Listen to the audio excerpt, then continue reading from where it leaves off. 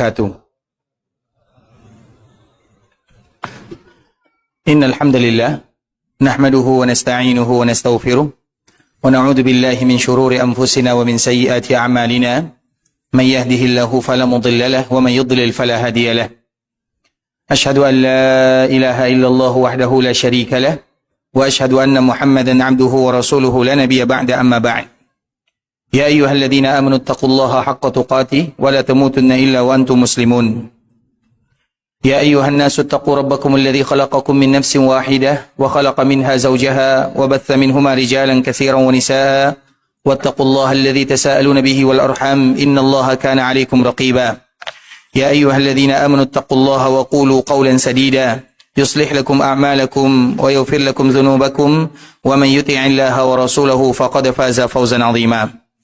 أما بعد فإن أصدق الحديث كتاب الله وخير الهدي هدي محمد صلى الله عليه وسلم وشر الأمور محدثاتها فإن كل محدثة بدعة وكل بدعة ضلالة. Ikhwatul Islam, saudara kaum muslimin, kaum muslimat, ikhwani, akhawati, rahimani wa rahimakumullah. Alhamdulillah, Allah Subhanahu wa taala berikan kemudahan kepada kita untuk bisa duduk di dalam rumah Allah Subhanahu wa taala. Tujuan kita untuk mendengarkan ayat-ayat Al-Quran ataupun hadis-hadis Rasulullah sallallahu alaihi wasallam. Nabi sallallahu alaihi wasallam pernah menyebutkan kepada para sahabatnya, siapa di antara kalian yang mau membawa pulang unta kauma. Unta kauma itu, ikhwatul Islam, adalah salah satu unta yang paling berharga. Sebagaimana hadis Nabi sallallahu alaihi wasallam di dalam riwayat yang lain. Dan unta itu merupakan barang yang paling dicintai oleh orang-orang Arab dari zaman dahulu sampai zaman sekarang. Bahkan kita pernah menyaksikan unta itu ada yang harganya sampai 400 juta rial. Bukan 400 juta rupiah ya, tapi 400 juta rial. Kira-kira berapa rupiah? Yang ahli matematika. Berapa? Coba bayangkan. Berapa? 15 miliar. Coba 16 ya. Coba bayangkan Bapak Ibu, betapa berharganya bagi manusia. Dan itu disebutkan oleh Nabi sallallahu alaihi wasallam, siapa di antara kalian yang ingin bawa pulang salah satu unta yang berharga tersebut, namanya unta kauma. Maka semua para sahabat mengatakan, kami ya Rasulullah, kami ingin bawa pulang. Kemudian apa kata Nabi sallallahu alaihi wasallam? Kalau kalian ingin bawa pulang, mudah saja caranya. Dan di antara salah satu cara yang disebutkan oleh Nabi sallallahu alaihi wasallam, siapapun yang ada di rumah Allah Subhanahu wa taala, di rumah Allah dimanapun, kemudian kalau seandainya dia baca satu ayat Al-Quran, berarti seolah-olah dia bawa unta kauma 1 ekor.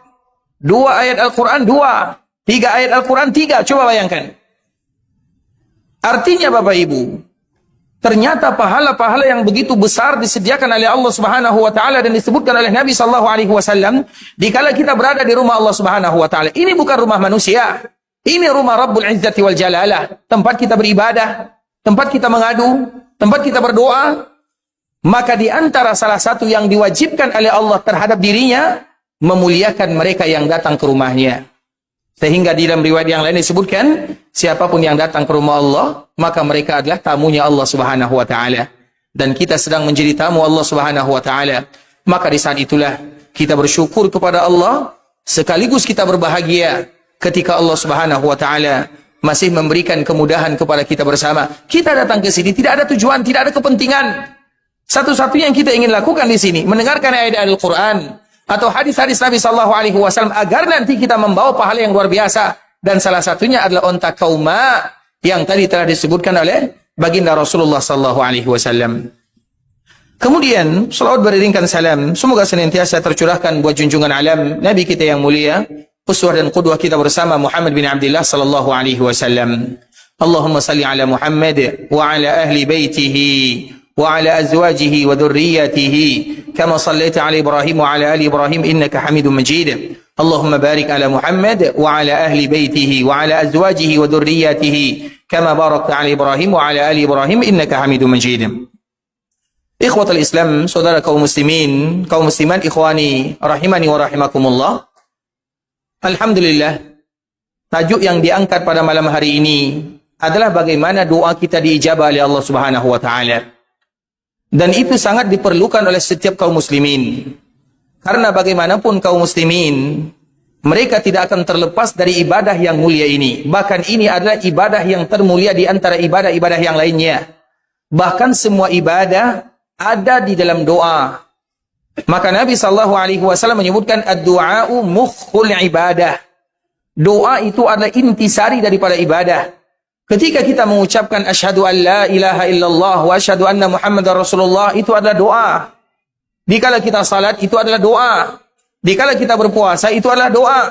Dikala kita bayar zakat, bersedekah, membantu orang lain, itu adalah doa. Sehingga dari situlah para ulama membagi doa itu terbagi kepada dua. Yang pertama, ada orang yang berdoa kepada Allah dengan lisannya. Dan yang kedua, ada orang yang berdoa kepada Allah dengan badannya. Apa makna daripada kalimat ini? Ikhwatul Islam.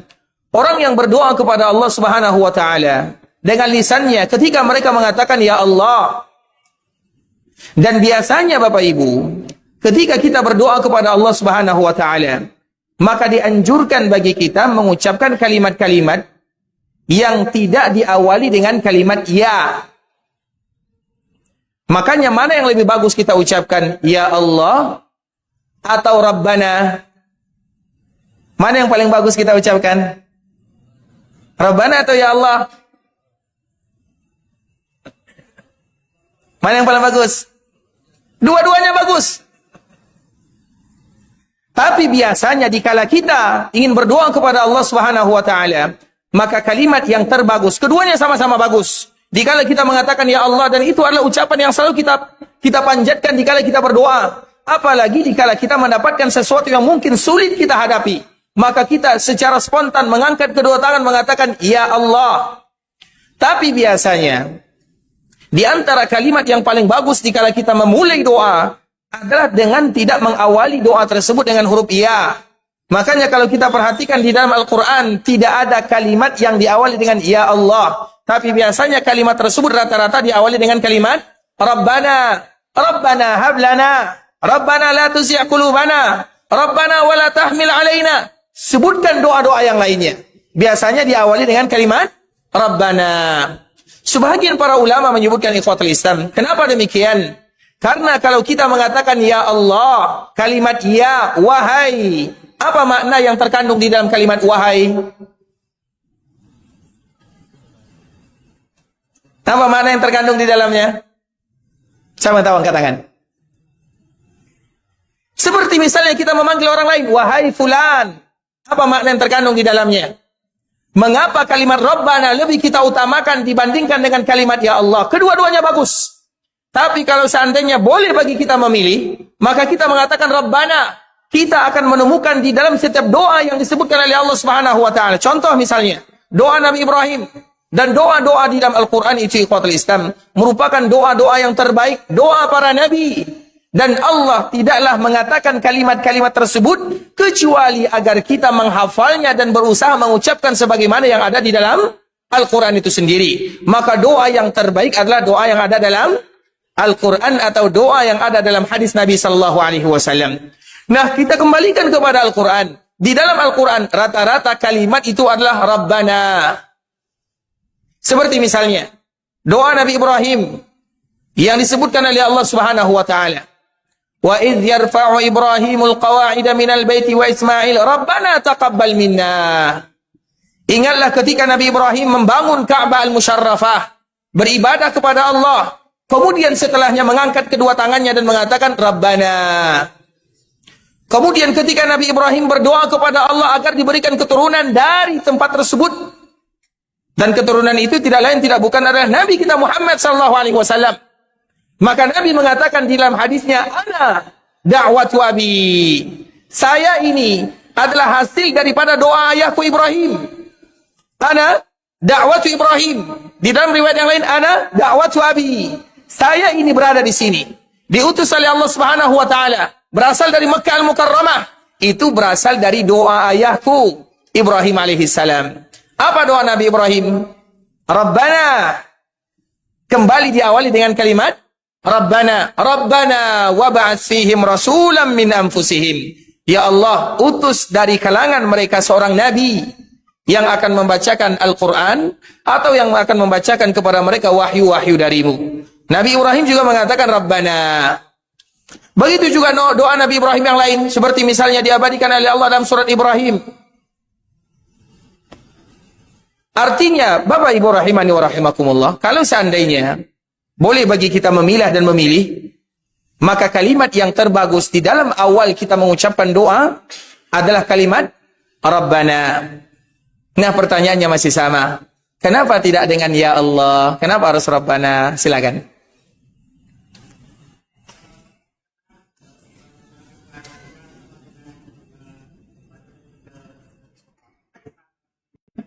Apa?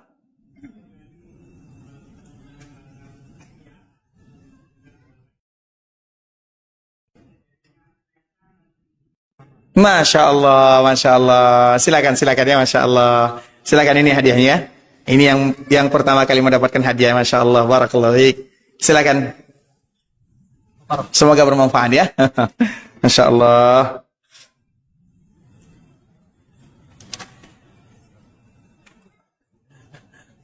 Barakallahu fiikum ya. Wa iyyakum syakarallahu lakum. Tapi jawabannya salah ya. Yang penting hadiahnya. Baik. Iya itu Bapak Ibu. Iya. Itu biasanya untuk memanggil orang yang dekat atau yang jauh.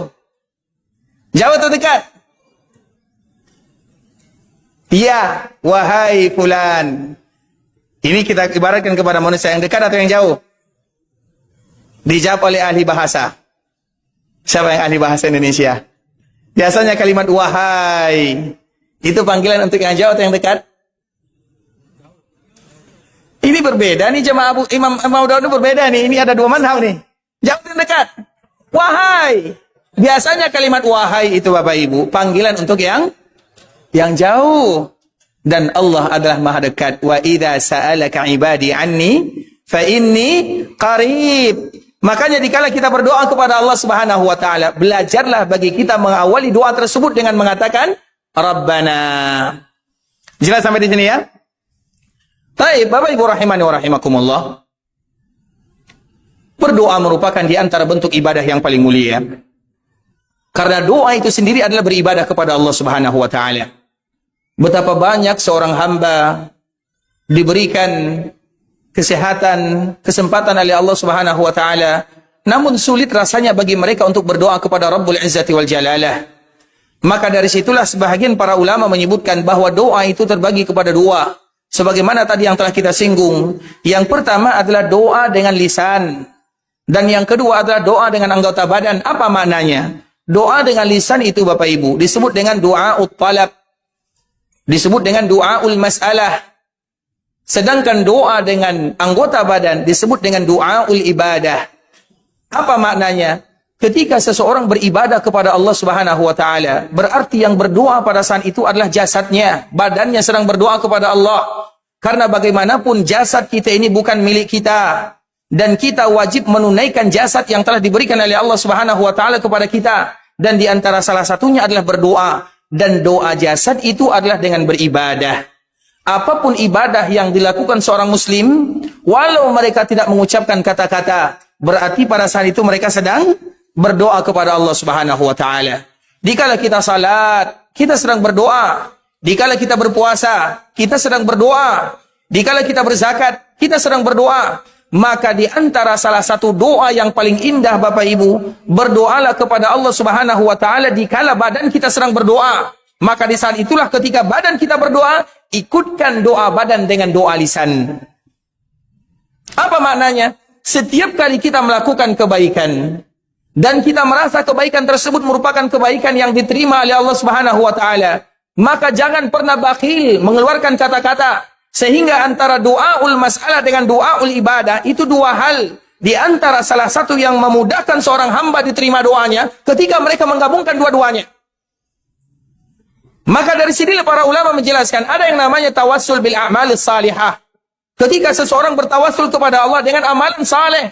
Kenapa demikian? Karena badannya sedang berdoa sebagaimana pula berdoa lisannya. Maka di antara salah satu doa yang terindah adalah ketika kita berdoa kepada Allah dengan lisan, yang mana kita ikutkan atau sebelumnya kita lakukan doa dengan anggota badan. Tentunya contoh kita tidak lain tidak bukan adalah baginda Rasulullah sallallahu alaihi wasallam. Rasulullah sallallahu alaihi wasallam adalah orang yang paling banyak berdoa kepada Allah. Di dunia Nabi berdoa, di akhirat pun Nabi melakukan perkara yang sama. Dan salah satu contohnya adalah doa Nabi sallallahu alaihi wasallam untuk umatnya. Ketika Nabi sallallahu alaihi wasallam memberikan syafaat dalam hadis yang sangat panjang, kita semua tahu hadisnya. Ketika manusia dikumpulkan di padang mahsyar dan mereka 50.000 tahun lamanya di sana, waktu yang tidak singkat. Kemudian ketika mereka berada di dalam ketidakpastian, maka di saat itulah yang satu dengan yang lainnya mengatakan, ayo kita cari orang yang paling dekat dengan Allah Subhanahu wa taala. Tidak mungkin selama-lamanya kita berada di sini. Tidak ada kejelasan. Matahari dekat, orang dikumpulkan dalam keadaan tidak menggunakan sendal, tidak ada pakaian, tidak disunat. Matahari dekat, apa yang bisa menyelamatkan? Tidak ada, kecuali amalan-amalan yang pernah mereka lakukan di dunia. Maka mereka mengatakan, ayo kita cari orang yang paling dekat dengan Allah. Maka mereka mencari Nabi Adam. Mencari Nabi Adam puluhan tahun lamanya, ratusan tahun lamanya, ribuan tahun lamanya. Itu baru mencari Nabi Adam.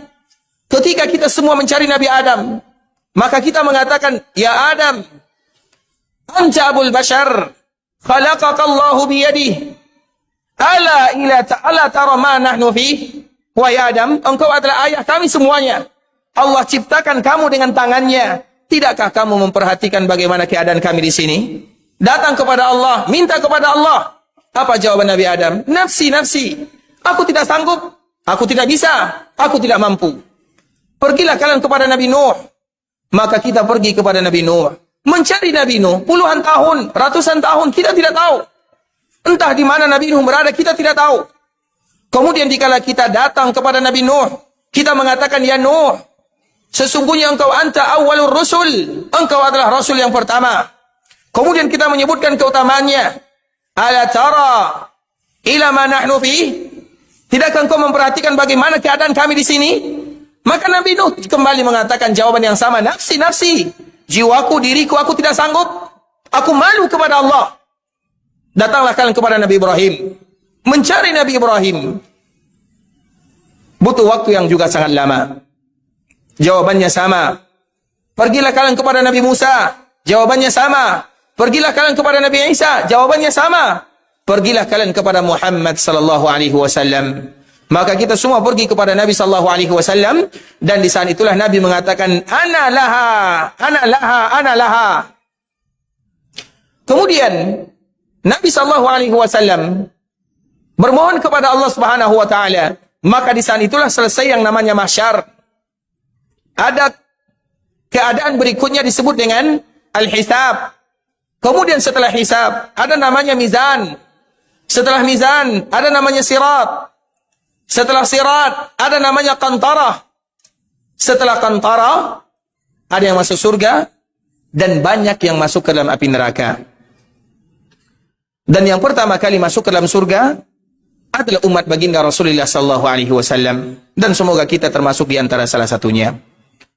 Sehingga di dalam sebuah riwayat disebutkan, nahnul akhirun al-awwalun. Kita ini adalah umat yang terakhir, tapi kita adalah umat yang pertama. Dan di antara salah satu makna daripada hadis ini, kita adalah umat yang terakhir, tidak ada umat setelah kita. Sebagaimana Nabi kita Nabi terakhir, maka kita juga umat terakhir. Namun kita adalah yang pertama, bahwa kita adalah umat yang pertama kali masuk ke dalam surga Allah Subhanahu wa taala. Dan itu merupakan di antara perjuangan yang dilakukan oleh Nabi sallallahu alaihi wasallam. Kemudian setelah kita melewati qantarah, setelah qantarah itu hisab yang kedua. Karena Allah tidak mengizinkan ada orang yang masuk ke dalam surga namun di hatinya masih ada dengki, hasad kepada saudara yang lain. Allah tidak ingin. Di dalam surga itu semuanya adalah orang-orang yang bersih, qalban salim, qalban salima. Kemudian apa yang terjadi? Maka penduduk surga mereka masuk ke dalam surga, penduduk neraka mereka pun masuk ke dalam neraka. Kemudian dikala Nabi selesai mengantarkan penduduk surga ke dalam surga, maka Nabi melihat ternyata umat Nabi berada di dalam surga tidak terlalu banyak. Di saat itulah Nabi sallallahu alaihi wasallam datang meminta kepada Allah Subhanahu wa taala. Di sinilah kita ambil pelajaran bagaimana doa kita dikabulkan oleh Allah Subhanahu wa taala. Apa yang dilakukan oleh Nabi sallallahu alaihi wasallam? Ketika pertama kali Nabi datang kepada Allah Subhanahu wa taala, yang pertama kali dilakukan oleh Nabi, Nabi bersujud. Dan Nabi bersujud dalam waktu yang sangat lama. Dan sujud dalam waktu yang sangat lama itu ikhwatul Islam bukan perkara yang mudah dilakukan. Coba sesekali kita sujud 15 menit, apa yang terjadi? Dikala kita bangkit, akan keluar bintang-bintang. Iya atau tidak? Artinya butuh latihan. Nabi di dunia, Nabi pernah sujud. Ada salah satu kisah yang dibawakan oleh sahabat Mu'adz. Aku melihat Nabi sujud dan aku mulai berburuk sangka. Jangan-jangan Nabi wafat dalam keadaan sujud. Apa makna daripada hadis ini? Saking lamanya Nabi sujud itu di dunia. Begitu juga nanti di akhirat. Ketika Nabi SAW ingin memberikan syafaat kepada orang-orang yang masih berada di dalam api neraka dari kalangan umatnya. Nabi datang kepada Allah. Artinya meminta, berdoa. Apakah Nabi langsung tiba-tiba berdoa kepada Allah? Tidak. Nabi awali dengan sujud. Dan sujud Nabi bukan sujud yang singkat. Bukan sujud yang ringan. Sujud yang sangat lama. Kalau di dunia saja, para sahabat mengatakan dikala Nabi bersujud, kami berburuk sangka. Jangan-jangan Nabi wafat dalam keadaan sujud saking lamanya. Bagaimana kira-kira sujud Nabi dikala Nabi menginginkan umatnya keluar dari api neraka? Itu yang dilakukan oleh Nabi SAW. Apa maknanya? Di antara salah satu doa itu ikhwatul Islam, digabungkan antara doa ibadah dengan doa masalah. Artinya hendaklah kita belajar. Setiap kali kita ingin berdoa kepada Allah, berbuat baik dulu. Seperti misalnya kita ingin berdoa kepada Allah, salat dulu. Salat adalah perbuatan baik. Dikala kita misalnya Allah berikan kelapangan, Allah berikan kemudahan dikala kita bersedekah.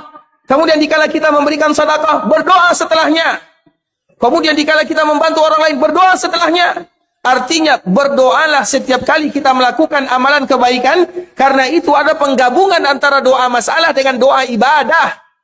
Dan itu merupakan di antara momen terindah ketika doa kita ingin dikabulkan oleh Allah Subhanahu wa taala. Gabungkan antara doa masalah dengan doa ibadah. Kita kembalikan kepada Nabi sallallahu alaihi wasallam. Nabi ketika sujud dalam waktu yang lama, itu adalah bagian daripada ibadah. Artinya sebelum Nabi meminta, Nabi sujud dulu. Kemudian dikala Nabi sujud, Nabi memuji Allah dengan pujian yang sangat indah. Bahkan pujian tersebut, Nabi SAW mengatakan, Allah bukakan untukku pujian-pujian yang sangat luar biasa, yang tidak pernah aku ucapkan di dunia. Kita tahu, Nabi di dunia, kalau bermohon kepada Allah Subhanahu wa Ta'ala, maka Nabi mengawali dengan kalimat-kalimat yang sangat indah. Maka dari situlah Bapak Ibu, setiap kali kita berdoa, awalilah dengan istilah yang kita kenal dengan muqaddimah doa.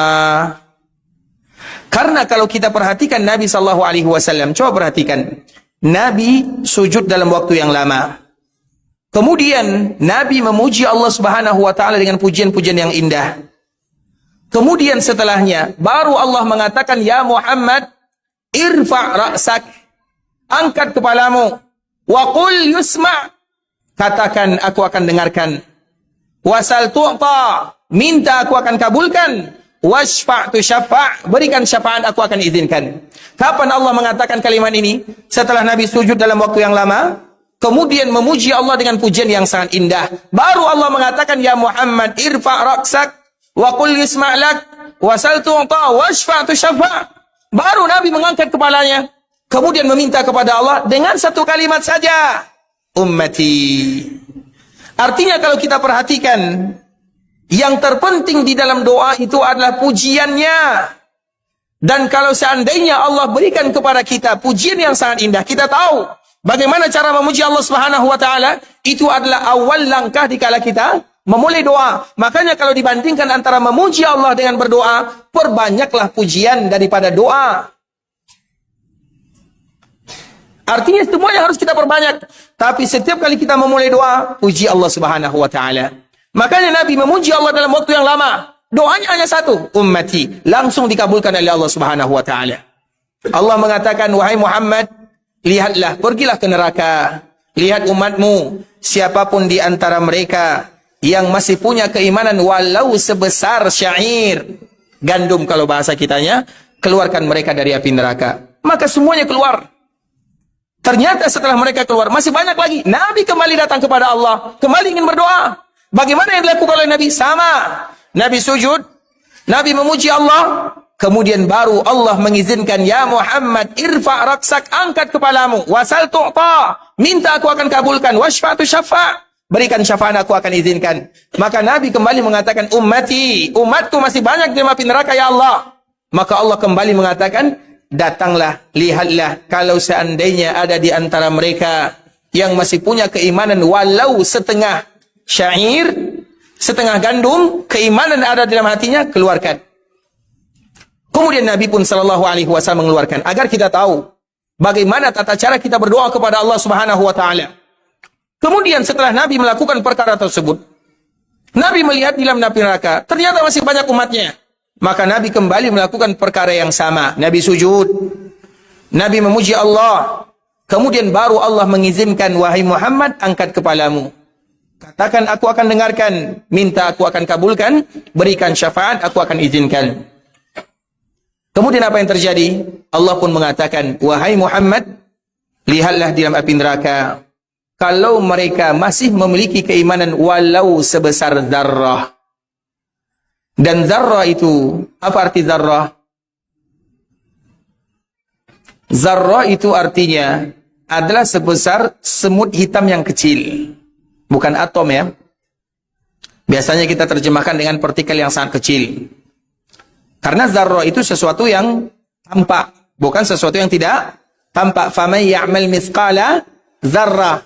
Makanya para ulama menerjemahkan zarrah itu dengan semut hitam yang kecil sekali. Pernah kita melihat semut hitam yang kecil sekali. Maka itu bahasa Arabnya adalah zarrah, bukan tadi yang telah kita sebutkan. Karena itu sesuatu yang tampak. Maka Allah kembali mengatakan, lihat, siapapun yang masih punya keimanan walau sekecil zarrah, maka keluarkan mereka dari api neraka. Maka Nabi datang kembali yang keempat kali. Apa yang terjadi? Dan ini adalah bonus. Ketika kita mengawali doa, maka Allah mengawali doa dengan ibadah, dengan pujian yang sangat indah, maka Allah akan berikan kepada kita melampau daripada apa yang kita minta kepada Allah Subhanahu wa taala. Kita belajar dari Nabi sallallahu alaihi wasallam. Ketika yang keempat kalinya Nabi sallallahu alaihi wasallam datang kepada Allah, ya Allah, masih banyak di antara umatku yang berada di dalam api neraka. Allah tidak mengizinkan yang keempat kali, bukan lagi haknya Nabi sallallahu alaihi wasallam. Hak Nabi hanya 3. Yang keempat kali apa yang terjadi? Maka di saat itulah Nabi diberikan kabar gembira oleh Allah Azza wa Jal.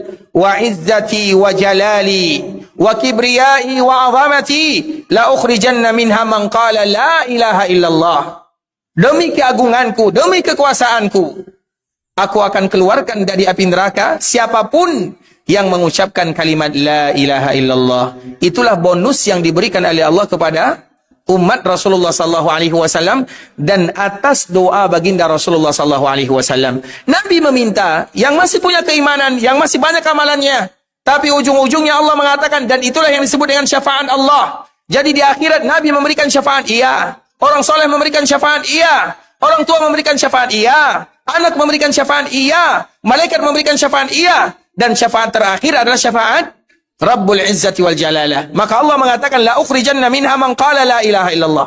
Aku akan keluarkan mereka semua yang mengucapkan la ilaha illallah dari api neraka. Itu adalah bonus dari Allah untuk doa-doa dan permintaan Nabi sallallahu alaihi wasallam. Mungkin kita hanya meminta kepada Allah, ya Allah, aku menginginkan kendaraan misalnya. Allah berikan kendaraan, Allah berikan keluarga, Allah berikan rumah, semuanya diberikan oleh Allah Subhanahu wa taala. Tapi ingat, lakukan dulu sebagaimana yang dilakukan oleh Nabi. Setiap kali kita berdoa, ikhwatul Islam, maka yang penting adalah bagaimana kita pandai beribadah kepada Allah Subhanahu wa taala. Dan salah satunya adalah bersujud, berlama-lama sujud untuk Allah Azza wa Jalla. Kemudian pandai-pandai kita dalam memuji Allah Subhanahu wa taala. Maka itulah yang disebut dengan muqaddimah doa. Sehingga di dalam sebuah riwayat, Nabi sallallahu alaihi wasallam pernah mendengarkan ada salah seorang sahabat yang berdoa kepada Allah. Apa kata sahabat ini? Dikala beliau berdoa memuji Allah Subhanahu wa taala, setelah dia beribadah, setelah dia salat. Karena ini doanya di masjid. Dan biasanya di masjid orang tentunya beribadah kepada Allah, baik dengan baca Quran, dengan berzikir, dengan sholat berjamaah, itu semuanya adalah bagian daripada ibadah. Dan itu adalah doa. Makanya sebagian para ulama mengatakan berdoa setelah salat wajib, boleh atau tidak?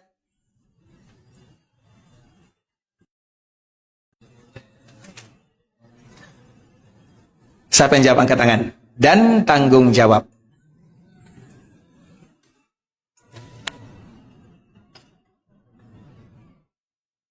Apa hukum berdoa setelah salat wajib? Coba. Silakan. Boleh. Kenapa boleh? Apa? Karena itu adalah bagian daripada, itulah jawabannya, selesai. Tapi apakah langsung atau tidak? Itulah pembedaannya. Bisa dipahami? Karena kewajiban salat wajib itu adalah zikir, ada zikir-zikir yang dikhususkan. Tapi apakah boleh bagi kita berdoa setelahnya? Boleh atau tidak? Bukankah di dalam zikir itu ada doanya, Allahumma inni as'aluka ilman nafi'a? Bukankah itu adalah bagian daripada doa? Iya atau tidak? Bukankah Nabi tidak pernah meninggalkan doa tersebut? Artinya boleh tidak kita berdoa setelah salat wajib? Bukan boleh. Itu adalah ibadah. Dan itu adalah momen di mana kita berdoa kepada Allah Subhanahu wa taala. Jelas? Yang tidak jelas boleh langsung bertanya. Silakan Pak. Masyaallah. Ini insyaallah jawabannya tidak salah Pak ya. Insyaallah. Barakallahu fiik. Insyaallah sehat Pak ya. Masyaallah. Barakallahu fiik. Baik. Ada yang bertanya tentang masalah ini? Tapi ikhwatul Islam. Makanya Nabi sallallahu alaihi wasallam dikala berada di dalam masjid melihat ada salah seorang sahabat mengangkat kedua tangannya.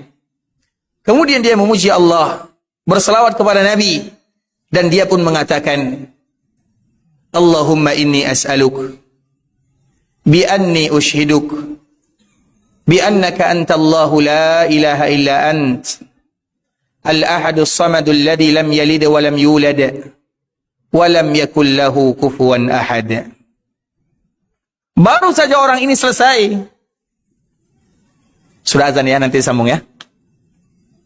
Taib azan dulu. Azan dulu baru nanti setelah azan. Tadi agendanya setelah azan. Kita sambung sebentar, nanti sholat diundur boleh ya. Taib, silahkan. Barakallahu fikum wa jazakumullahu khairan.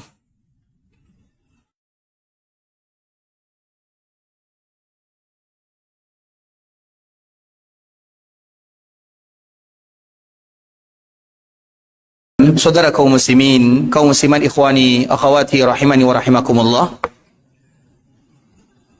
Tentunya permasalahan yang ada di dunia banyak dihadapi oleh manusia. Ada di antara mereka yang memiliki masalah dalam keluarga, masalah dalam keturunan, masalah dalam keuangan, masalah dalam kesehatan, dan itu semua solusinya tidak lain tidak bukan adalah dengan berdoa kepada Allah Subhanahu wa taala. Ada salah satu contoh misalnya Imam Bukhari. Siapa di antara kita yang masih kenal dengan Imam Bukhari? Siapa nama Imam Bukhari? Imam Bukhari. Ada yang kenal dengan Imam Bukhari? Ada yang tahu siapa Imam Bukhari? Kalau tidak tahu, kita cukup sampai di sini nih. Imam Bukhari, imam yang selalu kita baca hadis-hadisnya. Siapa Imam Bukhari? Siapa namanya? Namanya adalah Idris ya. Siapa namanya Pak? Muhammad bin Idris. Masya Allah. Ini hadiahnya Pak. Masya Allah. Insya Allah sehat selalu Pak ya. Diberikan umur panjang, keberkahan. Insya Allah. Seperti biasa Pak ya. Salah ya.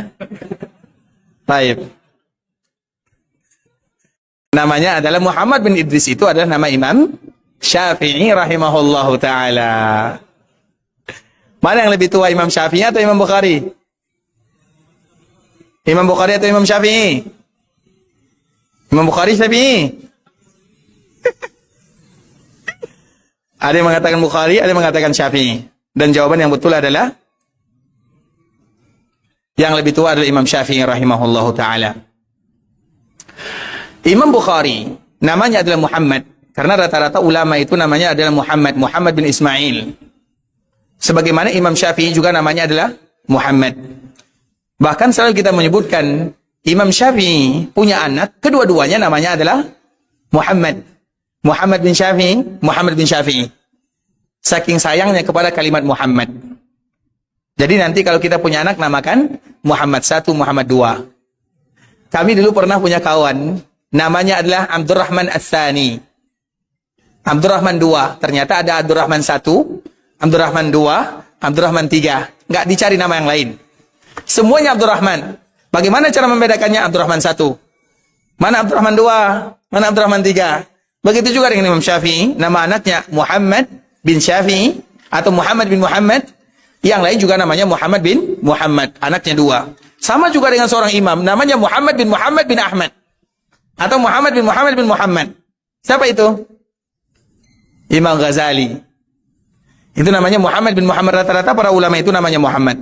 Terlepas daripada itu semua, salah satunya adalah Imam Bukhari. Imam Bukhari itu Bapak Ibu, dulu di waktu dia kecil, dia adalah seorang laki-laki yang buta. Buta. Jangan kita anggap Imam Bukhari datang tiba-tiba, enggak. Imam Bukhari itu adalah seorang yang buta. Sehingga di masa kecilnya sering dibuli oleh kawan-kawannya. Sama dengan anak-anak kita, kalau seandainya di sekolah mereka dibuli, apa yang kita lakukan? Kalau anak kita dibuli, apa yang kita lakukan?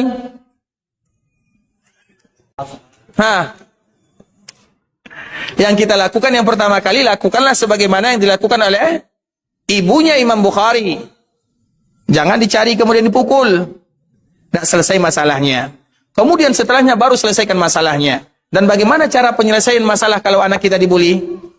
Cari orang yang membulinya, bawa dia ke kedai makan. Kemudian traktir makan durian. Besok dia tidak akan bully lagi anak kita. Jelas?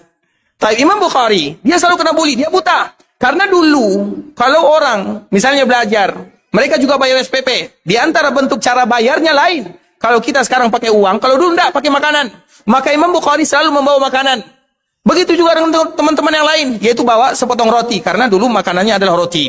Kemudian apa yang terjadi? Roti Imam Bukhari ini selalu dicuri oleh kawan-kawannya, dibully. Sehingga dikala Imam Bukhari datang, gurunya bertanya, mana rotinya wahai Bukhari? Wahai Muhammad? Maka Imam Bukhari mengatakan, saya bawa, tapi diambil oleh kawan-kawan saya. Dia tidak melihat, dia buta. Kemudian apa yang terjadi? Bapak Ibu, di saat itulah orang tuanya, ibunya selalu berdoa kepada Allah Subhanahu wa taala. Dalam waktu yang sangat lama. Lama Imam Bukhari buta, lama. Ada yang menyebutkan umur 16 tahun baru dia bisa melihat. Kemudian dikala ibunya berdoa, meminta, bermohon kepada Allah Subhanahu wa taala, pada suatu ketika dia bermimpi bertemu dengan Nabi Ibrahim dan mengatakan, wahai fulana, sesungguhnya Allah Subhanahu wa taala telah mengembalikan penglihatanmu karena doa-doa yang kamu panjatkan kepada Allah Subhanahu wa taala. Keesokan harinya Imam Bukhari terbangun dan bisa melihat dunia. Coba lihat bagaimana keagungan doa. Maka jangan pernah dianggap remeh masalah doa. Sehingga Nabi SAW mengatakan, la yaruddul qadar, la yarud du'a illal qadar. Tidak ada satupun yang bisa menolak doa kecuali takdir saja. Artinya doa itu merupakan di antara jalur langit yang harus ditempuh oleh setiap muslim apapun masalah yang mereka hadapi. Dan di antara salah satu doa yang paling mulia, doa secara umum ya, adalah kalimat Allahumma ftah. Setiap kali kita menghadapi masalah, seperti contohnya tadi Pak Wali datang kan, mukadimah, ada sedikit masalah, Allahumma ftah. Allahumma ftah. Kita misalnya belajar, tidak dapat pelajarannya, Allahumma ftah. Misalnya kita ada masalah, jalan buntu, Allahumma ftah. Itu adalah awal langkah dikala kita berdoa dan meminta kepada Allah Subhanahu wa taala. Makanya Bapak Ibu, jangan pernah kita anggap remeh doa. Allah Subhanahu wa taala ceritakan kisah yang sangat banyak. Orang yang kena penyakit yang sangat berbahaya. Tidak ada orang yang paling berbahaya penyakitnya kecuali penyakit Nabi Ayub. 18 tahun. Tidak ada yang sehat dari jasadnya kecuali hatinya. Kemudian di saat itulah Allah menceritakan, wa ayyuba idnada rabbah. Ingatlah ketika Nabi Ayub memanggil Allah Subhanahu wa taala. Karena di antara nama doa, doa itu banyak namanya. Doa, ibadah, nida, istighatsah, itu adalah nama-nama berdoa atau nama-nama doa. Doa dinamakan dengan istighatsah, iya. Doa dinamakan dengan doa, iya. Doa dinamakan dengan nida, dan nida itu adalah di antara tingkat tinggi doa. Maka Allah Subhanahu wa taala ceritakan kepada kita tentang Nabi Ayub. Wa ayyuba idznada rabbahu anni masadiyad-durr wa anta arhamur rahimin. Bagi kita yang terkena penyakit, baca doa Nabi Ayub. Anni masaniyad-durr wa anta arhamur rahimin. Ya Allah, Engkau tahu bagaimana keadaanku. Sulit jasadku untuk bergerak, banyak penyakitku. Anni masaniyad-durr, dan aku tahu Engkau adalah zat yang maha pengasih, yang maha penyayang. Apa jawaban Allah? Fastajabna lah. Ada kalimat fa. Fa itu menunjukkan sesuatu yang langsung dikabulkan oleh Allah Azza wa Jalla. Fastajabna lah, langsung kami kabulkan. Begitu juga doa Zannun. Allah Subhanahu wa taala menyebutkan wa Zannuni idz dzahaba mughadiba. Ingatlah bagaimana tentang Zannun. Zannun itu adalah Nabi Yunus. Dikala dia meninggalkan kaumnya, tidak mau berdakwah, marah kepada kaumnya. Fadhanna an lan naqdir alaih. Dan dia sudah mulai menganggap kami tidak akan bisa mencarinya. Maka di saat itulah Nabi Nuh merasa dirinya salah, Nabi Yunus merasa dirinya bersalah, dan kita semua merasa diri kita bersalah. Di saat itulah dia mengatakan, fanada fi dhulumati alla ilaha illa anta subhanak inni kuntu minadh dhalimin. Ini adalah kalimat yang wajib diucapkan oleh kaum muslimin karena siang malam kita berdosa. Fanada fi dhulumat, maka dia meminta, berdoa, berzikir kepada Allah di dalam kegelapan karena dia berada di dalam perut ikan. Dan kita kiaskan berada di dalam kegelapan, artinya doa dikala kita jauh dari orang, berada di kegelapan malam, itu adalah doa yang paling bagus. Fanada fi dhulumati alla ilaha illa ant subhanak inni kuntu minadh dhalimin. Sehingga sebagian para ulama mengatakan siapapun di antara kalian yang menghadapi kesulitan hidup, masalah, maka awali kalimat doanya dengan bahasa ini. La ilaha illa anta subhanaka inni kuntu minadh dhalimin.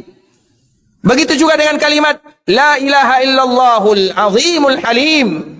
La ilaha illallahu rabbul arsyil azim. La ilaha illallahu rabbus samawati wal ardi wa rabbul arsyil karim. Dan kita semua memerlukannya. Setiap kita ada masalah, setiap kita ada kebutuhan, banyak masalah kita yang belum selesai. Tapi kita lupa apa yang kita ucapkan, bagaimana caranya, apa mukaddimahnya. Diceritakan oleh Allah Subhanahu wa taala di Al-Qur'an. Begitu juga yang tidak punya keturunan, Allah Subhanahu wa taala juga menceritakan wa Zakaria idz nada rabbah rabbi la tadharni farda wa anta khairul warisin.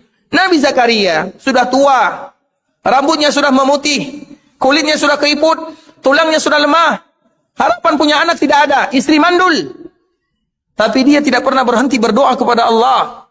Wa Zakaria idz nada rabbahu rabbi la tazarni farda. Ya Allah, Engkau tahu bagaimana keadaanku, aku hambamu yang lemah. Walau demikian, jangan biarkan aku sendiri. Wa anta khairul warisin, karena yang paling baik memberikan rezeki keturunan adalah Engkau. Apa yang terjadi? Fastajabna lahu wa wahabna lahu Yahya wa aslahna lahu zaujah. Maka seketika itu juga kami kabulkan doanya. Kami hadiahkan untuknya Yahya. Itulah doa yang diucapkan bagi kita yang belum punya keturunan. Selalu diucapkan kalimat-kalimat tersebut. Artinya apa ya, ikhwatul Islam? Terlalu banyak doa-doa yang diajarkan di dalam Al-Quran yang semestinya harus kita hafalkan, harus kita ketahui, lengkap dari Allah Subhanahu wa taala. Begitu juga dari Nabi sallallahu alaihi wasallam. Dan di antara salah satu dikala kita ingin mengawali doa, makalah bacalah bentuk kita memuji Allah Subhanahu wa taala. Dan di antara bentuk kita memuji Allah adalah lafaz yang tadi telah kita ucapkan. Allahumma inni as'aluk. Ini adalah awal dikala kita ingin berdoa. Jangan ada di antara kita yang meminta kecuali hafal dulu kalimat ini. Allahumma inni as'aluk bi anni ushhiduk bi annaka anta Allah la ilaha illa ant al-ahad as-samad alladhi lam yalid wa lam yulad wa lam yakul lahu kufuwan ahad. Ada yang hafal? Ada yang sudah hafal? Itulah awal dan muqaddimah dalam berdoa kepada Allah. Sebelum kita mengatakan, ya Allah ampunkan dosaku, lancarkan rezekiku, mudahkan urusanku, perbaiki anakku, dan doa-doa yang lainnya, maka awali dengan kalimat ini. Inilah pembuka doa. Karena ada di kala Nabi SAW melihat para sahabat, ada di antara mereka yang beribadah, salat, kemudian berdoa, diawali dengan doa ini. Apa kata Nabi? Laqad sa'alallaha bismihil a'zam. Nabi SAW mengatakan orang ini telah berdoa kepada Allah dengan namanya yang agung. Alladzi idza du'iya bihi ajab wa idza su'ila bihi a'ta. Yang tidak seorang pun di antara hamba yang mengawali doa dengan kalimat ini kecuali pasti diijabah doanya oleh Allah Subhanahu wa taala dan diberikan permintaannya oleh Allah Subhanahu wa taala. Yang menjadi pertanyaan, siapa di antara kita yang berdoa kepada Allah dan kita awali dengan kalimat ini? Siapa? Siapa yang hafal? Allahumma inni as'aluk bi anni ushhiduk bi annaka antallahu la ilaha illa ant al-ahad as-samad alladhi lam yalid wa lam yulad wa lam yakul lahu kufuwan ahad. Siapa yang sudah hafal? Silakan. Ustaz enggak boleh kayaknya. Silakan Ustaz, silakan Ustaz. Baik, mungkin maju Ustaz ya untuk memberikan motivasi adamik yang lain atau baik. Di depan Ustaz ya. Untuk apa namanya? Kalau Ustaz lancar, langsung Ustaz gantikan posisi saya. Mungkin di depan Ustaz ya. Barakallahu fikum Ustaz. Hafizakumullah. Untuk karena semakin sering diulang semakin mudah bagi kita menghafalnya. Taib Ustaz. Barakallahu fik. Silakan ikuti. Masya Allah. Silakan Ustaz. Allahumma inni as'aluk bi anni ushhiduk bi annaka antallah la ilaha illa ant al-ahad as-samad alladhi lam yalid wa lam yulad wa lam yakul lahu kufuwan ahad. Silakan. Iya silakan Ustaz. Masya Allah. Barakallahu fiik. Allahumma inni as'aluka bi anni ushhiduk bi annaka antallahu la ilaha illa ant al-ahad as-samad alladzi lam yalid wa lam yulad wa lam yakul lahu kufuwan ahad. Sekalian boleh diuji Ustaz. Sekalian boleh diuji. Silakan. Silakan Masya Allah. Silakan. Sudah hafal? Sudah, silakan. Belum hafal ya? Syukran hafizakumullah. Ada yang sudah hafal? Ada yang sudah hafal? Taib, silakan. Silakan. Masya Allah, mungkin diberikan mic-nya, mungkin dioporkan. Barakallahu fiik, hafizakumullah. Semakin sering diulang, karena inilah doa yang sesungguhnya ikhwatul Islam, dikala kita mengawali doa. Taib, barakallahu fiikum Ustaz. Allahumma inni as'aluka bi anni ushhiduk bi annaka antallahu la ilaha illa anta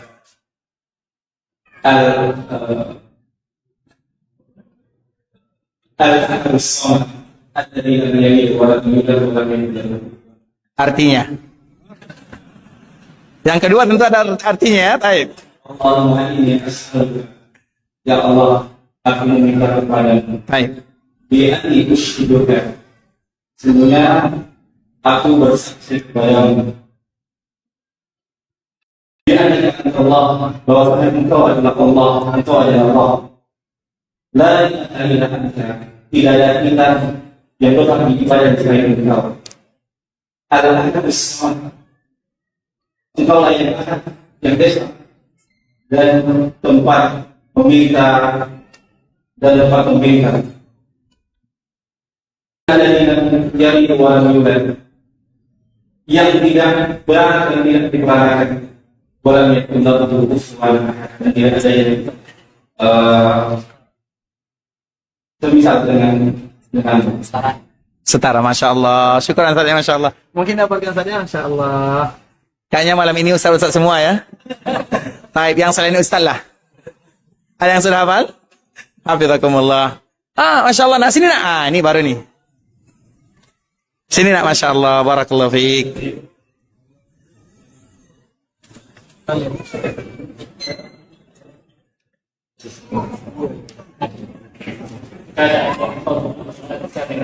Masya Allah. Hafizul Quran kamilan, San. Masya Allah. Barakallahu fiikum, nak. Semoga jadi anak soleh ya. Masya Allah. Barakallahu. Sini nak.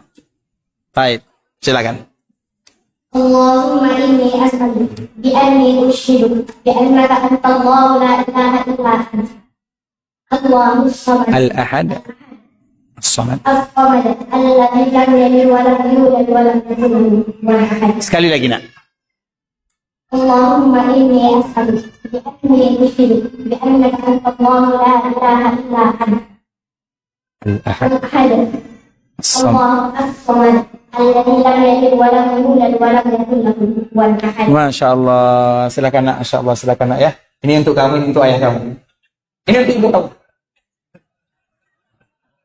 Malu kita ya. Baik. Baik, barakallahu fikum, Bapak Ibu semuanya. Semoga pembahasan kita malam hari ini memberikan manfaat kepada kita walau singkat ya. Tapi kalau seandainya kita tidak bawa pulang kecuali satu kalimat ini, maka itu sudah merupakan di antara pembuka doa-doa kita dikabulkan oleh Allah Subhanahu wa taala. Sebenarnya pembahasan tentang agar doa diijabah oleh Allah Subhanahu wa taala sangat banyak dan sangat panjang sekali. Namun yang paling penting di antara itu semua adalah di antara pembuka doa dan mukaddimah doa yang tadi telah kita sebutkan, dan itu baru di antara salah satunya. Masih ada lagi kalimat-kalimat yang lain, namun karena waktu juga yang memisahkan kita bersama, karena kita akan kembali kepada sesi yang kedua, yaitu sesi tanya jawab. Kalau ada di antara kita yang bertanya, maka kami persilahkan. Barakallahu fikum wa jazakumullahu khairan. Baik, silakan.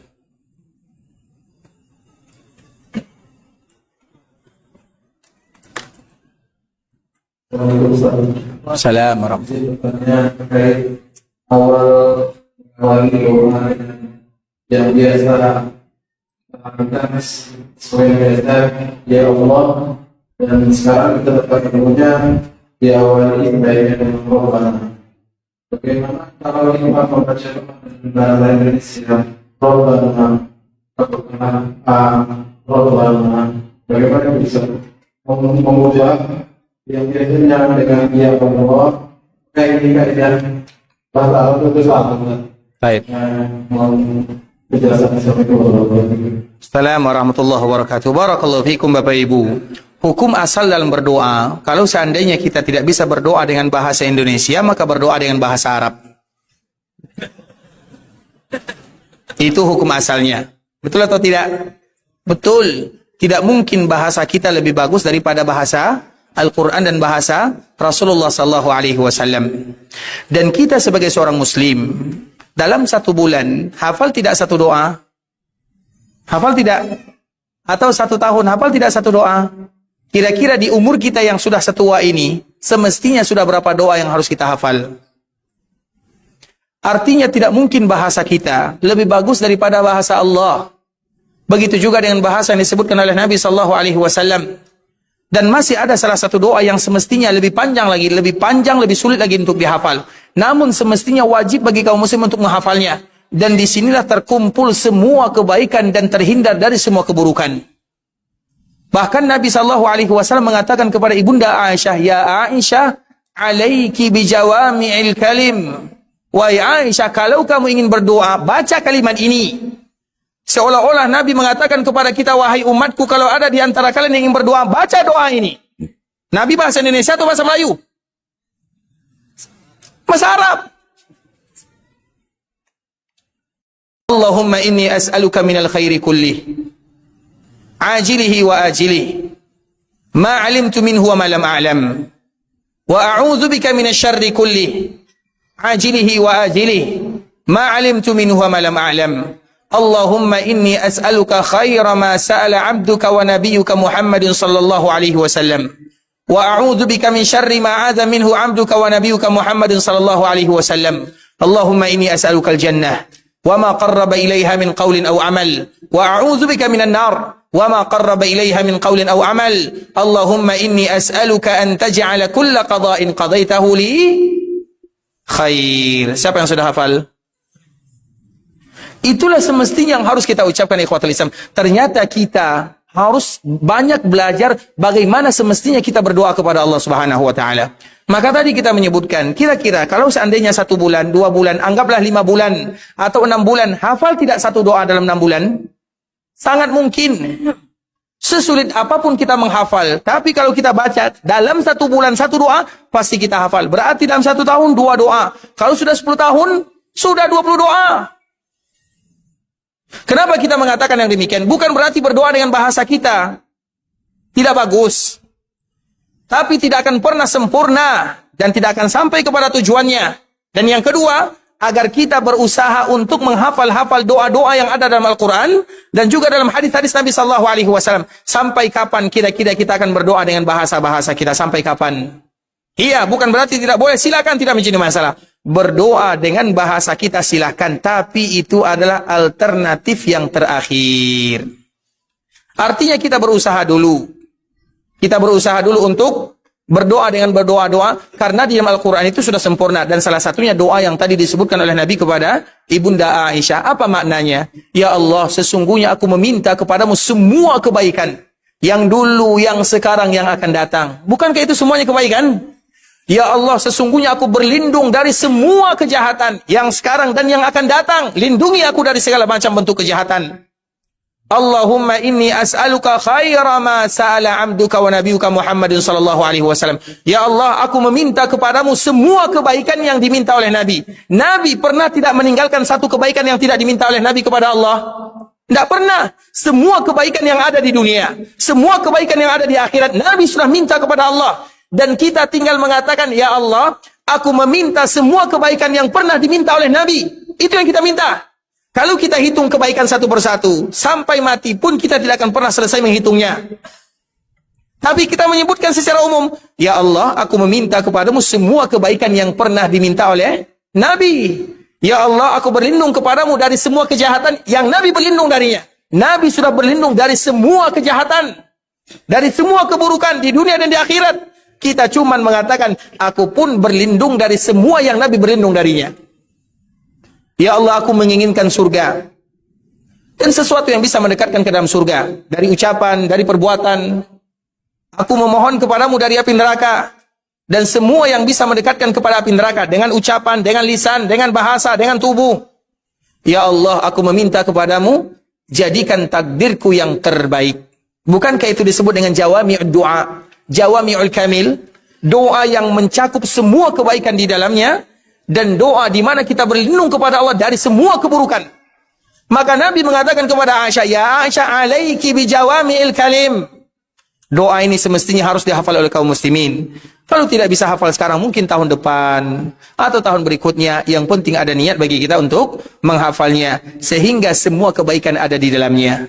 Kalau seandainya kita tidak hafal, bisa jadi karena kita tidak bisa bahasa Arab, atau memang sulit bagi kita menghafal, karena ada sebagian orang yang betul-betul sulit baginya menghafal. Maka di saat itulah dipilih alternatif yang lain, yaitu menggunakan bahasa yang dia pahami. Tapi bagaimanapun, kaedahnya harus kita ingat, kalau tidak bisa berdoa dengan bahasa Indonesia, berdoa dengan bahasa Arab. Ya, itu kaedah umumnya, bukan terbalik. Taib, jelas ya? Agar kita belajar, berusaha menghafal. Karena apabila kita ada target, Ustadz, saya nanti ada target 1 bulan 1 doa. Coba bayangkan berapa doa yang akan kita hafal. Dan Alhamdulillah di dalam tulisan singkat ini ya, ada beberapa doa yang dinukilkan. Ya mungkin 40 atau 50 doa yang mungkin sedikit demi sedikit semoga bisa memberikan manfaat kepada kita untuk bisa membacanya. Barakallahu fikum. Yang lain kami persilakan. Panitia mana yang dulu bertanya nih? Salah saya, silakan. Baik. Di satu yang menjelaskan bahwa tidak ada sesuatu yang bisa diubah melainkan dengan doa kecuali takdir. Bukan itu yang tadi saya sampaikan. Apa ingat dulu, baru bertanya.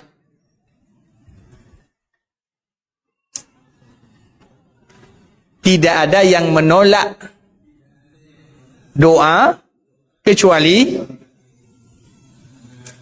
Karena nanti kalau mukadimahnya salah, isinya juga salah. Baik, silakan.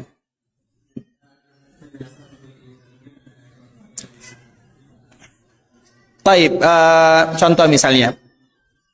La yaruddu du'a illa al-qadar. Tidak ada yang menolak doa kecuali takdir. Artinya, kalau takdir itu sesuatu yang takdir itu kita tahu atau tidak? Tidak, kita tidak pernah tahu. Contoh misalnya, ya Allah, sehatkanlah orang tuaku. Tapi Allah telah menakdirkan orang tua kita itu akan meninggal. Maka doa kita yang dahulu atau takdir Allah yang dahulu? Bisa dipahami? Nah, kalau seandainya Allah belum menakdirkan orang tua kita meninggal, maka pasti Allah berikan kesehatan. Saking dimudahkan doa itu pasti dikabulkan oleh Allah Subhanahu wa taala. Maka itu termasuk di antara bentuk keutamaan berdoa. Makanya Allah menyebutkan tidak ada seorang muslim yang berdoa kecuali pasti dikabulkan pasti. Jangankan muslim, siapa yang paling dibenci oleh Allah? Iblis, syaitan paling dibenci, tapi doanya dikabulkan atau tidak? Apa doanya? Pakai bahasa Arab.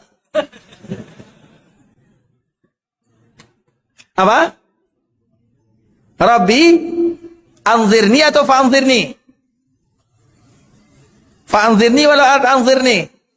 Rabbi anzirni ila yaumi. Apa artinya? Masya Allah, barakallahu fiik. Sehat selalu, barakallahu fiikum, Allah yahfadzakum. Itu doa iblis. Makhluk yang paling dibenci oleh Allah Subhanahu wa taala. Allah kabulkan doanya. Kalau seandainya makhluk yang dibenci oleh Allah dikabulkan doanya, kita yang sujud, kita yang bersedekah, kita yang beribadah untuk Allah, maka tentunya Allah lebih pantas atau Allah lebih mengabulkan doa hamba tersebut. Maka di saat itulah Allah mengatakan atau Nabi menyebutkan, tidak ada seorang pun yang berdoa kecuali pasti dikabulkan oleh Allah. Selama tidak ada hal-hal yang melarang doa tersebut dikabulkan. Tapi cara mengabulkan itu ada 3. Yang pertama, dikabulkan sesuai dengan apa yang dia minta. Yang kedua, dialihkan kepada yang lain yang sama nilainya. Seperti misalnya, ya Allah berikan kepadaku rezeki. Secara zahir tidak ada rezeki yang datang pada dirinya, tapi dia diberikan umur panjang, sehat, itu rezeki. Itu adalah bentuk Allah mengabulkan doanya. Dan yang ketiga, Allah simpan kalimat-kalimat tersebut sehingga nanti dikala di akhirat dia mendapatkan pahala yang luar biasa dan dia bertanya, dari mana ini ya Allah? Maka Allah mengatakan, itulah doa-doamu di dunia. Tidak ada yang tidak dikabulkan. Bahkan Allah mengatakan, Allah memiliki sifat malu. Dan di antara bentuk sifat malu Allah, Allah malu kalau ada seorang hamba yang mengangkat kedua tangannya, kemudian Allah jawab dengan tangan kosong. Artinya Allah jawab, tidak jawab doanya. Allah malu.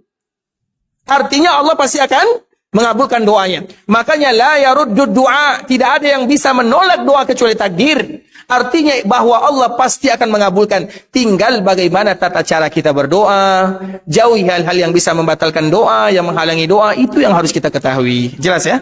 Tapi yang lain. Ini dulu ya. Taib, silakan.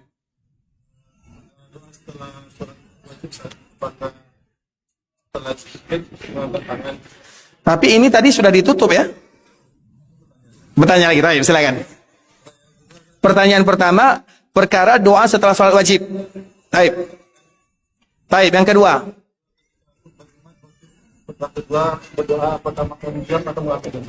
Taib, ikhwatul Islam, pertanyaan yang pertama, ketika kita berdoa setelah sholat wajib, kita harus memisahkan.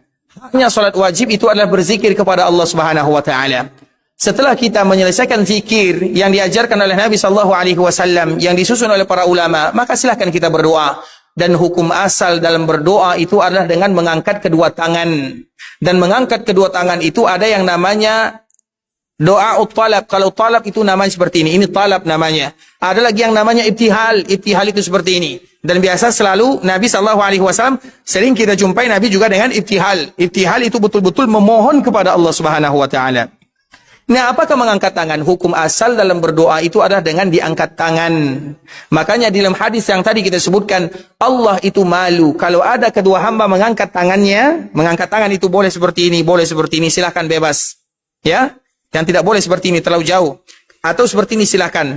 Dekat, seperti ini juga tidak menjadi masalah.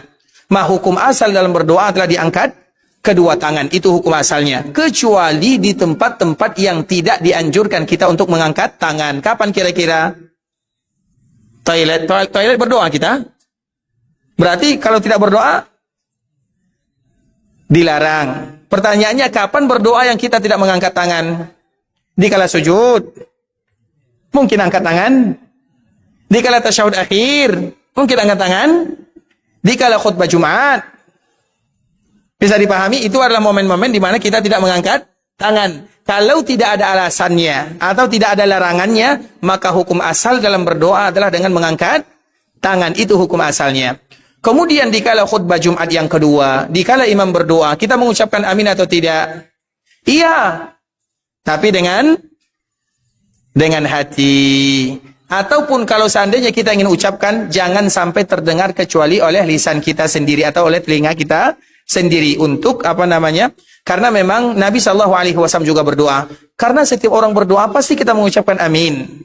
Tapi bagaimana tata caranya? Tinggal itu yang harus kita pelajari. Bisa dipahami ya? Baik. Yang lain kami persilakan. Tadi di belakang ya? Baik, silakan. Assalamualaikum warahmatullahi wabarakatuh. 2 pertanyaan, silakan.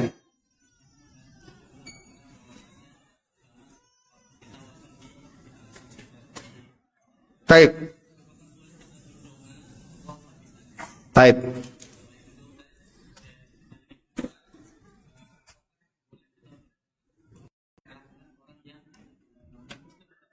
Baik. Barakallahu fikum. Untuk pertanyaan yang pertama nanti kita jawab di Masjid Nabawi saja lah ya. Kan tentang masalah Masjid Nabawi kan? Bagaimana hukumnya kita berdoa kepada Allah wafat di tanah haram? Berarti jawabannya di tanah haram. Taib, setuju ya? Taib. Yang kedua, apa hukumnya kita berdoa untuk melaknat orang-orang kufar yang zalim? Nabi SAW pernah juga berdoa kepada Allah, Allahumma al'an fulan, Allahumma al'an fulan, ya Allah laknatlah fulan di dalam kunut yang dilakukan oleh Nabi SAW, karena mereka adalah orang-orang yang betul-betul jahat kepada Nabi dan jahat kepada kaum muslimin. Kalau sekarang ada tidak orang yang jahat kepada kita? Ada tidak? Kalau ada silahkan, kalau tidak ada maka jangan. Tapi itu semuanya dikembalikan kepada imam. Kalau seandainya kita ingin kunut, itu dikembalikan kepada imam. Siapa imam kita? Siapa imam kita? Pemimpin. Bukan imam salat. Imam salat juga disebut dengan imam. Tapi masalah-masalah seperti ini harus dikembalikan kepada imam pemimpin kita. Siapa pemimpin kita? Bukan Pak Agung. Insya Allah. Artinya itu dikembalikan kepada pemimpin. Dan biasanya pemimpin itu yang paling tertinggi adalah presiden kita. Semoga senantiasa diberikan keberkahan kesehatan. Kemudian misalnya di bawahannya, seperti itulah. Karena ini masalahnya bukan masalah pribadi. Ini masalah bersama. Kalau masalah bersama tidak ada yang berfatwa kecuali orang-orang yang ditunjuk oleh pemimpin. Apalagi masalah melaknat itu bukan masalah sembarangan. Ya, type yang lain.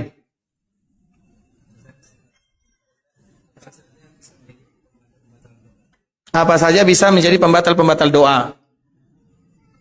Kitabnya tinggal 1 ya. Karena jawabannya di sini. Nantilah kita minta kepada bendahara untuk kembali cetak banyak-banyak ya. Nanti dibagikan karena terlalu banyak jawabannya. Apa saja yang bisa menghalangi doa? Adalah sedikit di sini. Kitabnya tinggal 1 dan yang 1 ini pun sudah di booking. Makanya kami tidak mau memberikan yang 1 ini karena sudah di booking. Jelas ya? Tapi yang lain. Sebentar ya, saya silakan.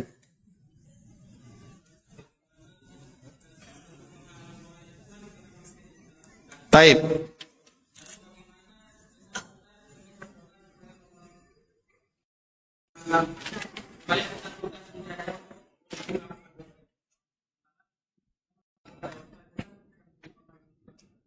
Baik. Di dalam sebuah kalimat disebutkan tastabtiul ijabah wa qad saddatta turuqaha bil ma'asi. Engkau selalu mengatakan doaku lambat dikabulkan padahal engkau telah menutup doa itu sendiri dengan maksiat-maksiat yang kau lakukan. Kira-kira bagaimana supaya kita kembali membukanya? Seperti itulah inti daripada pertanyaannya. Maka di saat itulah di dalam sebuah kalimat atau di dalam sebuah riwayat yang dibawakan oleh Nabi sallallahu alaihi wasallam, man aktsara minal istighfar ja'alallahu lahu min kulli hammin faraja wa min kulli dhiqin makhraja wa razaqahu Allahu min haitsu la yahtasib. Barang siapa yang memperbanyak istighfar, maka Allah akan jadikan setiap masalahnya selesai. Allah akan jadikan jalan keluar dari masalah yang mereka hadapi. Dan Allah akan berikan kepada mereka rezeki dari tempat yang mereka tidak sangka-sangka. Tidak ada jalan lain kecuali dengan memperbanyak istighfar kepada Allah Subhanahu wa taala. Maka dari situlah ikhwatul Islam, istighfar minimal dalam satu hari berapa kita ucapkan? 100 kali sebagaimana tertera dalam zikir pagi dan sore. Astaghfirullah. Lafaznya silakan. Astaghfirullah wa atubu ilaih. Astaghfirullah wa atubu alayya. Astaghfirullah wa atubu ilaih wa la haula wa la quwwata illa billah. Silakan dengan bahasa-bahasa yang ada kalimat istighfar di dalamnya. Jelas ya? Taib. Tadi siapa di sini? Saleh, silakan.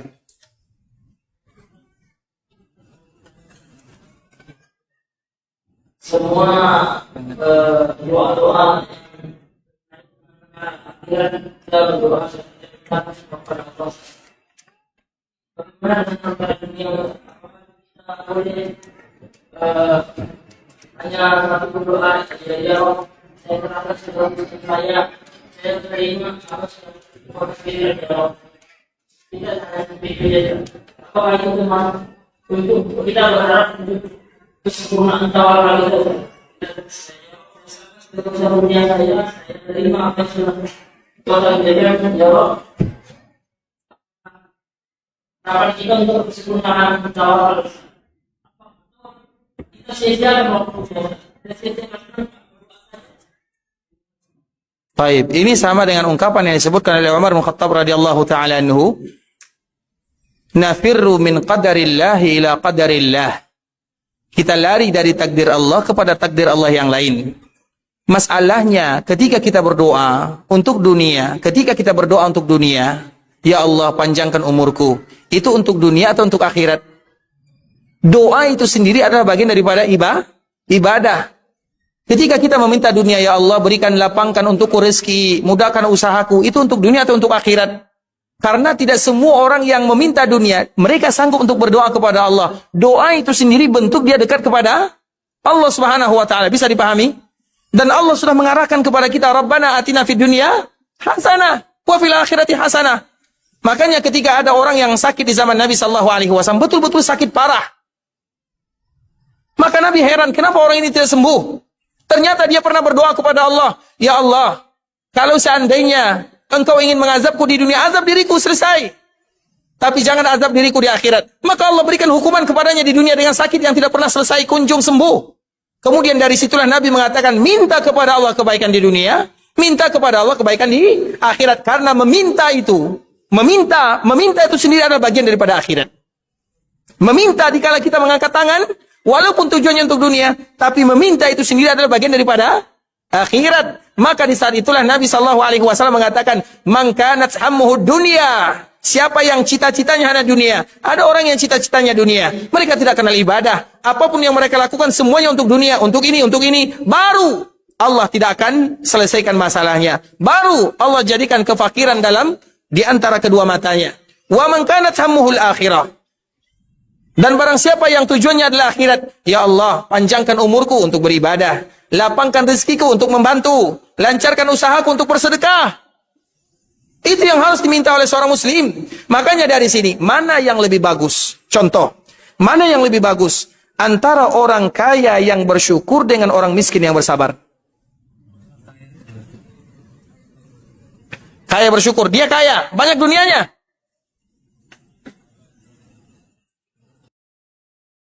Mana? Apa? Dua-duanya ya?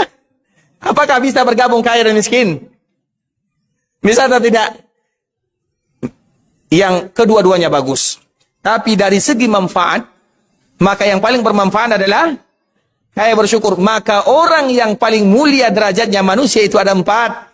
Yang pertama, mereka yang punya dunia, punya harta, dan punya ilmu. Dengan ilmunya, harta diarahkan untuk membantu kaum muslimin. Utsman bin Affan, Abdurrahman bin Auf, Abu Bakar As-Siddiq, baca nama-nama sahabat yang lain. Dan itu adalah derajat yang pertama. Derajat yang kedua, orang yang tidak punya harta, tapi dia punya ilmu. Dan dia mengatakan, ya Allah, kalau seandainya aku punya dunia, aku punya harta, aku akan melakukan sebagaimana yang dilakukan oleh orang pertama. Mereka sama pahalanya. Jelas ya? Baik, karena waktu kita sudah jam 8.30, dan kita sesuai dengan janji, barakallahu fikum jami'an. Itu adalah di antara pertanyaan atau pertanyaan yang terakhir ya. Jazakumullahu khairan wa barakallahu fikum. Semoga apa yang kita lakukan pada kali ini diridai oleh Allah Subhanahu wa taala. Kita tutup dengan doa kafaratul majlis. Subhanakallahumma bihamdika asyhadu an la ilaha illa anta astaghfiruka wa atubu ilaik. Assalamualaikum warahmatullahi wabarakatuh.